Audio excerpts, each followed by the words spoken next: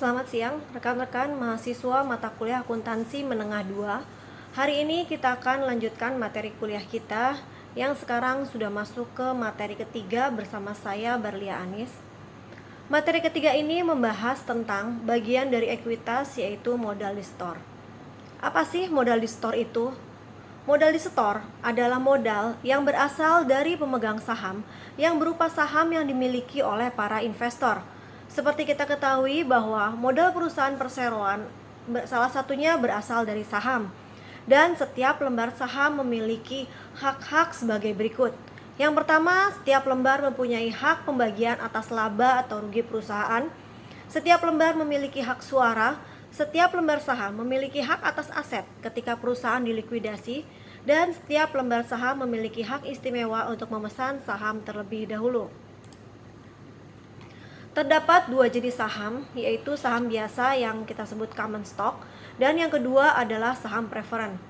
Saham preferen memiliki keistimewaan lebih daripada saham biasa, di mana pemegang saham preferen akan didahulukan dan diprioritaskan saat pembagian dividen, dan juga diprioritaskan saat pembagian aset ketika perusahaan terjadi likuidasi.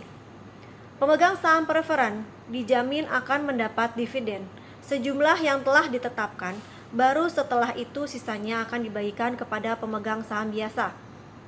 Saham preferen juga dapat dikonversi menjadi saham biasa.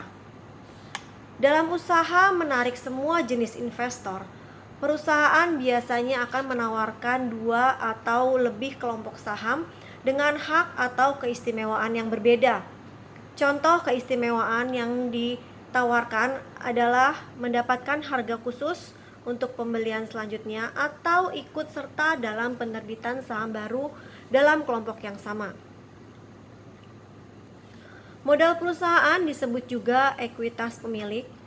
Itu berasal dari modal saham ditambah tambahan modal di store dan ditambah dengan laba ditahan. Ekuitas pemilik akan bertambah jika perusahaan memperoleh laba dan akan berkurang jika perusahaan mengalami kerugian. Perusahaan dapat menerbitkan saham pada 3 tingkatan harga. Yang pertama adalah perusahaan dapat menjual saham sama dengan nilai nominalnya. Yang kedua, perusahaan dapat menjual atau menerbitkan saham di atas nilai nominalnya. Dan yang ketiga adalah perusahaan dapat menjual atau menerbitkan saham di bawah nilai nominalnya. Jika saham tersebut dijual di atas nilai nominalnya, berarti saham tersebut dijual dengan harga premium, sehingga akan timbul laba yang disebut dengan agio saham.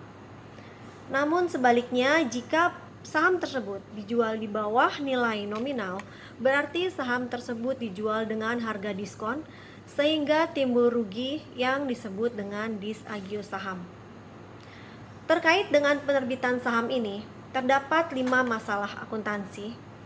Yang pertama, akuntansi untuk saham yang diterbitkan dengan nilai pari, di mana saham yang diterbitkan pada nilai pari dapat dijual dengan harga berapapun, yang kelebihan atau kekurangannya akan dicatat sebagai agio atau disagio. Masalah yang kedua adalah akuntansi untuk saham tanpa nilai pari. Saham jenis ini dapat dijual dengan harga berapapun, hanya saja dicatat hanya sebesar nilai diterbitkannya tanpa agio atau disagio. Masalah yang ketiga, akuntansi untuk saham yang diterbitkan bersamaan dengan sekuritas lainnya yang disebut juga dengan penjualan lamsam. Terdapat 2 metode untuk pengalokasian nilai sekuritas yang digabungkan penjualannya ini. Yang pertama menggunakan metode proporsional dan yang kedua menggunakan metode inkremental. Pembahasan lebih lanjut mengenai kedua metode ini dapat dilihat dan dipelajari pada modul serta PPT yang kami lampirkan.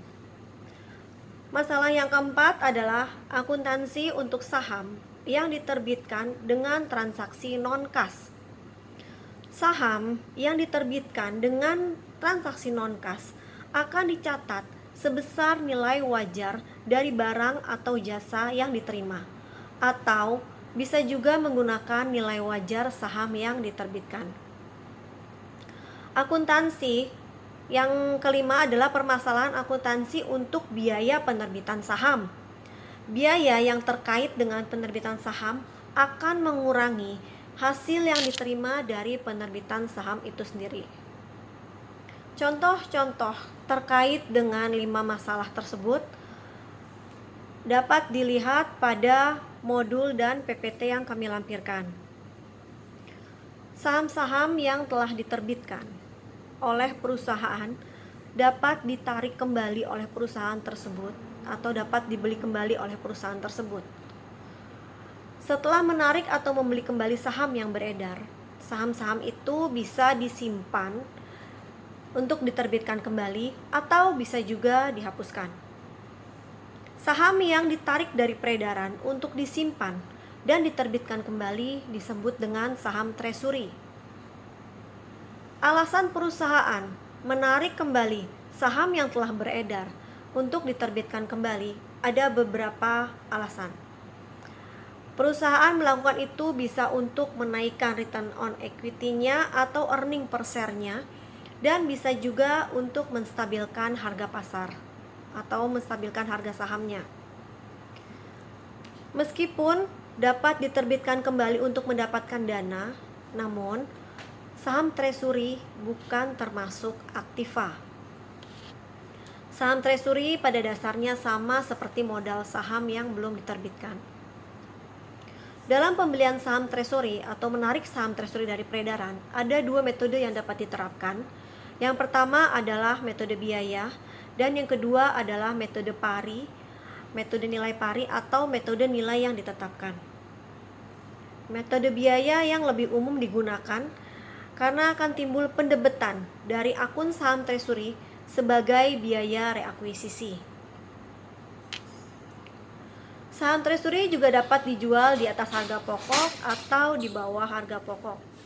Untuk lebih jelasnya mengenai jual beli saham treasury terdapat pada contoh soal dalam modul atau PPT yang kami lampirkan.